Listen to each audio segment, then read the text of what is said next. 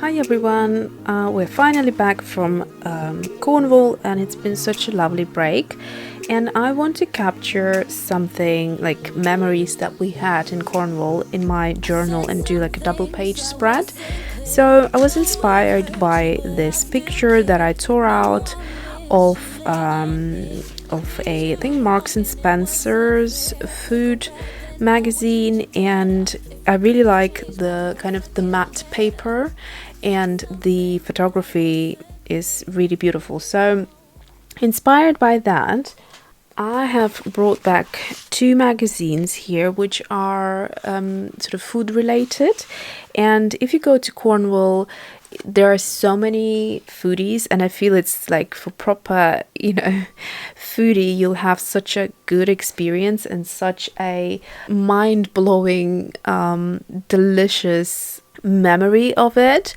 So the place we were staying at had this amazing food, and the menu was changing every single day, which is fantastic. So you get to try something new. Anyway, so what I have done here is I've taken one magazine and gone through it and tore out quite a few pages, probably half of it, because they're filled with beautiful food photography. So this one is also quite nice, actually. So I'm just going to go ahead and tear out a couple of more that I have now noticed. And now I have a whole pile of papers here. Oh, by the way, if you wonder what this is, I love when I go to different beaches in different countries, I love picking like shells, and this is a little pine cone that I picked up when we were doing golfing. But these shells are just so gorgeous, and I love doing that. So I'm planning to watercolor a couple of them. I mean, look how pretty they are. There's also one oyster shell which I found, and then loads of these which I think are like clam shells or something. And a few of these little ones, they're also quite cute in different colors. So I'll definitely do like a watercolor session where I just will randomly pick these things and draw them. Okay, so here I have a bunch of papers, and what I'm going to do next is fussy cut all of them. I will use my Tim Holtz mini snips because they're super fun to fussy cut with, and the reason being is that their edge is not like a regular scissors where it's smooth, but it actually has like this beveled or whatever it's called edge, so it grips onto the paper and leaves this nice little edging and makes the fussy cutting a lot easier. So I'm going to do that now, and then I will come back and we will continue.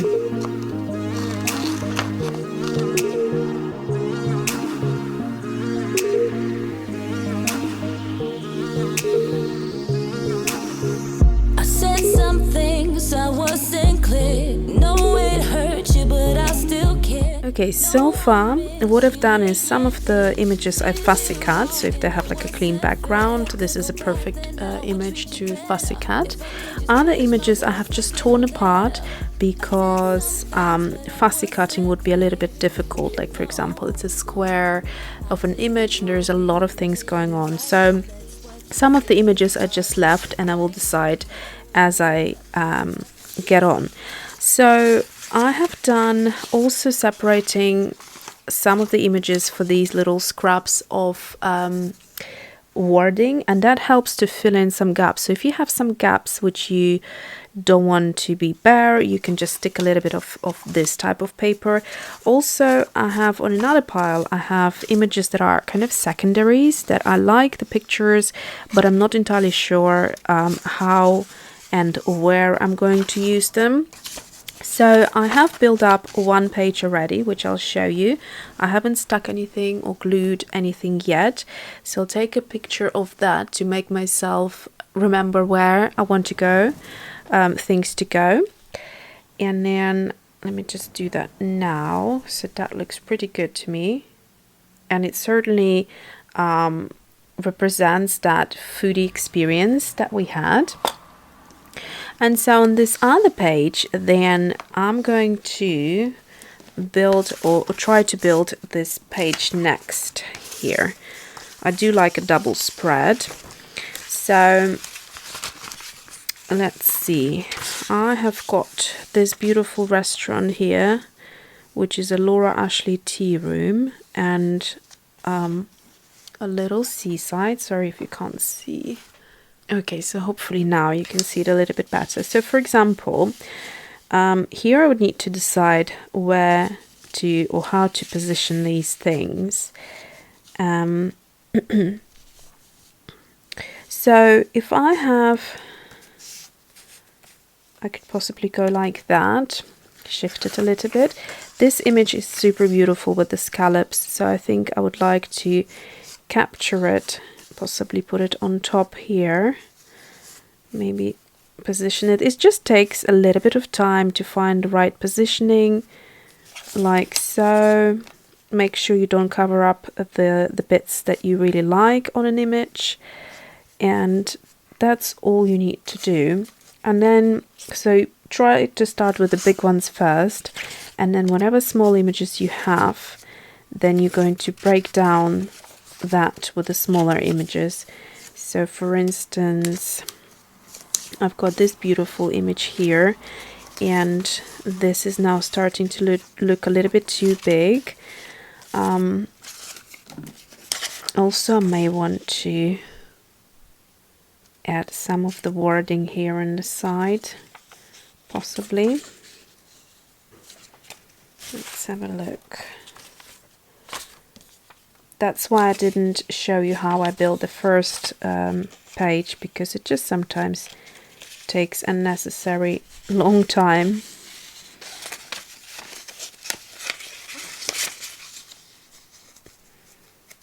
So that would add us a little bit of wording. And then I would possibly want, so for example, if you like this part of the image, you can then stick something on top of here, and if that gets covered up, then you don't mind. And you can also rotate your images. So if this is the correct orientation on the plate, see if you like it any other way, and you know, just use it as art rather than a specific image. So I'm now thinking whether I would benefit from cutting or fussy cutting this image and making it a lot smaller, which means I could then pop something here. But I do like the plate, so I'm a little bit in two minds. So anyways, I'm going to go ahead, just because I have a few images here that I want to fit in. And I'm going to fussy cut this bit here, like so.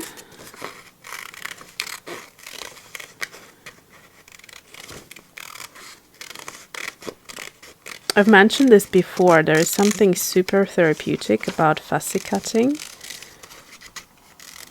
And especially if the paper is nice, kind of like this paper is matte. I find that matte paper fussy cuts beautifully.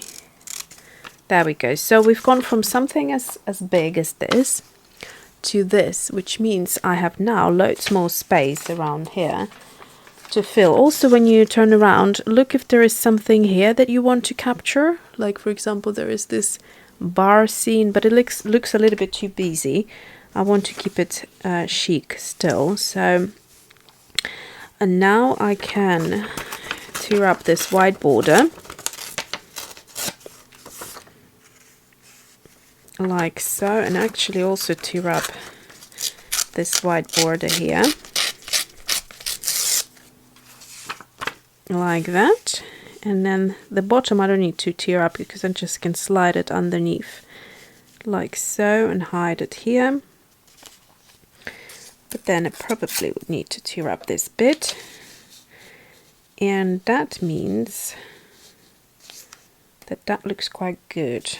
Right, so then here I could, if I wanted to, oh, this actually looks quite good. I'm just going to clean it up this bit here and see how that would look. That looks quite nice, I think. But possibly also take off this bit here. And that will be like a background right here. And then you have a little bit of paper or corner sticking out, but that's okay. Keep a bin next to you because you'll have loads of these little papers that you want to get rid of, because they will be all over your desk, especially if you have an open window and there is wind coming out. So what you could do here, you could put something like this, and what actually helps is it helps me a lot is to have a little peek in the display. So for example, I can see that the text peeping out through here looks a lot better to me. So I actually quite like it like that. Okay, so I think I'm pretty decided about this part here. So now I just need to carefully establish what I'm doing over this side, and I have a few images left. And those few images are just on this side here. So I've got this lovely plate, which looks like something, it's very much the same style as this Laura Ashley tea room. So I might somehow want to stick it either underneath and overlap like that. That looks quite nice. I will definitely fussy cut this bit here because that looks pretty good to me. If you enjoy your food, doing a foodie spread like this, I think is so much fun. And especially, well, it doesn't have to be food, it could be anything. Wherever you go on a holiday, just make sure you like bring a local magazine bag or something like that, that you can just, when you get home, just fussy cut images and represent the look here. It says clotted cream gin, so I want to save that because it says Cornish, and obviously that represents Cornwall, so I could keep that as well. Oop. Right, so I'm definitely keeping that, and then I could start overlaying things over here as well. And let's see, so that one would work quite nicely here somewhere. Or even down below if I wanted to, but that would be too far away. So I want these images to be somewhere here close together. And then we would have this little guy here, the shrimps, and that looks delicious. So I might actually fussy cut this one as well, like so.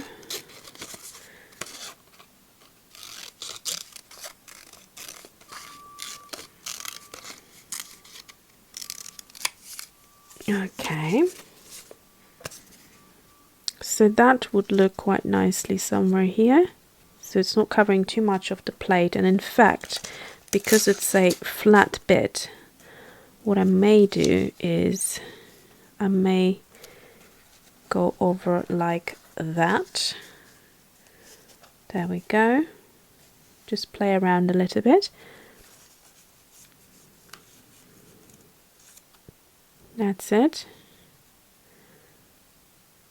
And then the last bit that's left, I could do either here down below to break up this image, or here somewhere. I actually like this a lot as well, so I'm going to fussy cut this image like so. If there are bits that are, for example, like this grey bit, you then can hide it behind something, so I'll show you in a minute. So in this case, I would perhaps stick it underneath here, like that. And that would be quite nice. Or if I really wanted to break up this image, then I could stick that here. Or here. I think here it looks the best.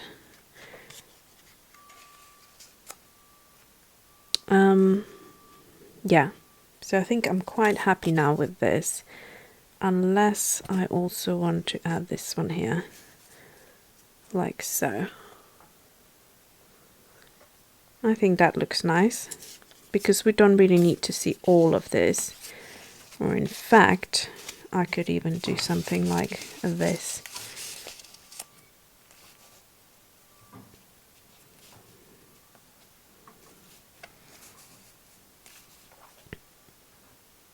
Yeah, that looks better.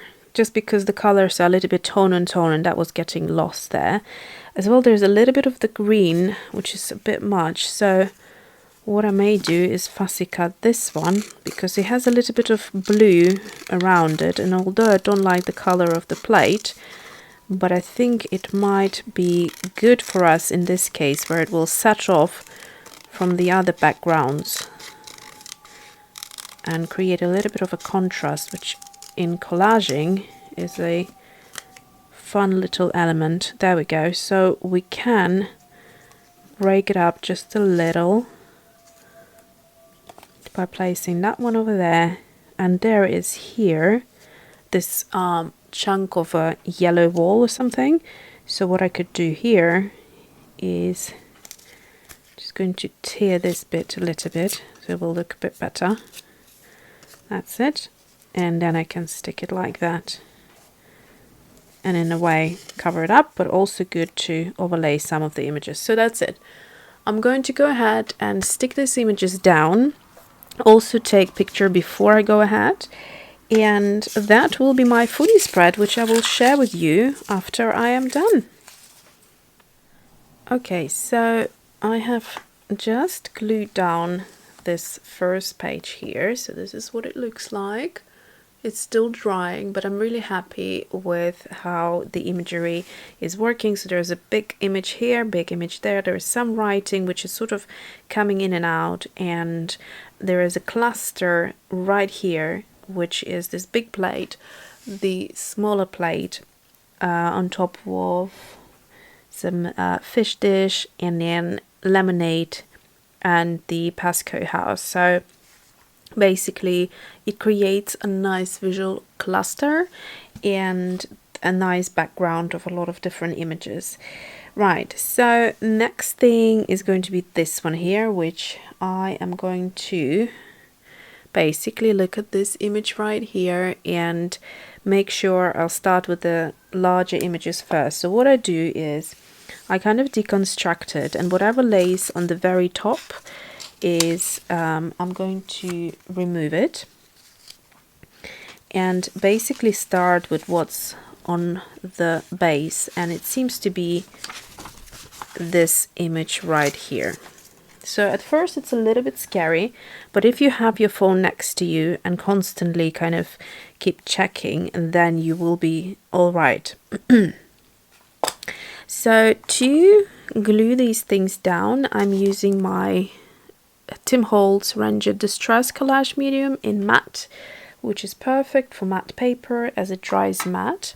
And so what I'm going to do first of all is best collaging I find is when you cover the entire image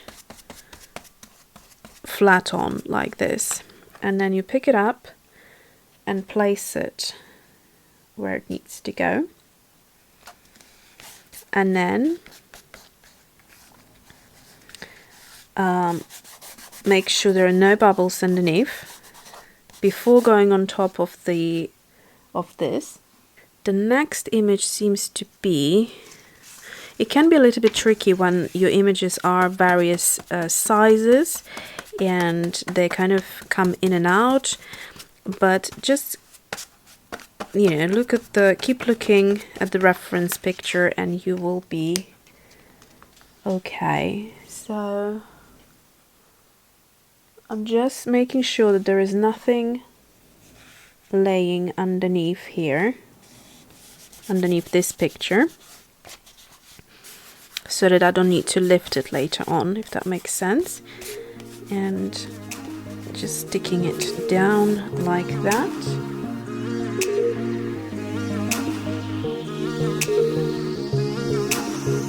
I said some things I wasn't clear. No, it hurt you, but I still care. No, I miss you laying near. Did you wrong and it wasn't fair. If I could go back, then I would treat you better. If I could just change my words like in a letter. I did some things, but I wasn't clear. No, I did it wrong and you did it right. Yeah, that's what you said when you started the fight. We came to an end, I put up this fence. But do you really mean that this is the end? 1, 2, 3 years of silence.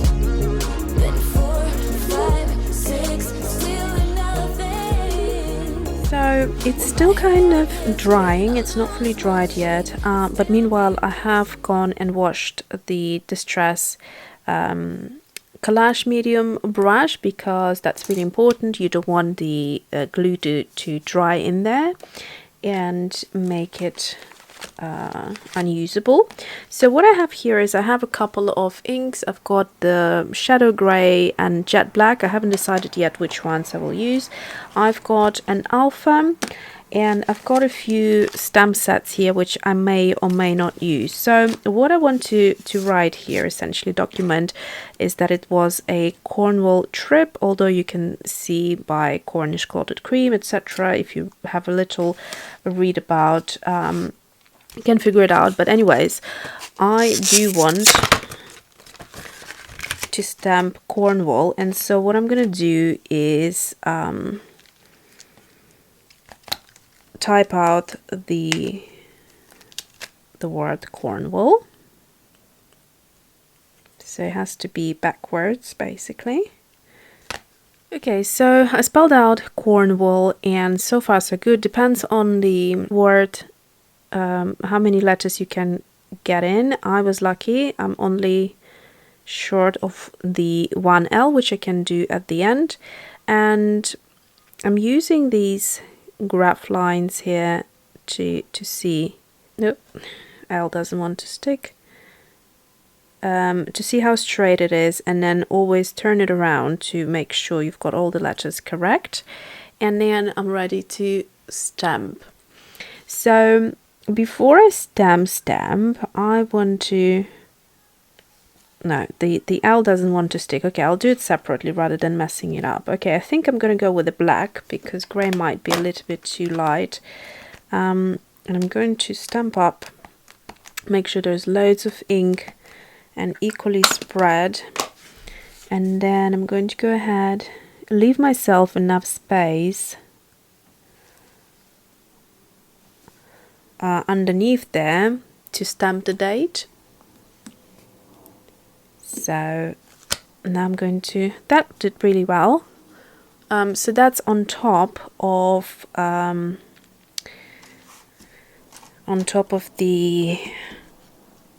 medium, the collage medium, sorry.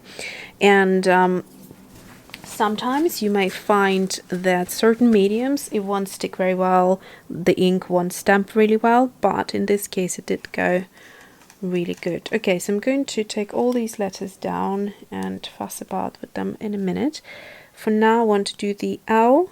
I'm going to turn it around and just do here and then line it up.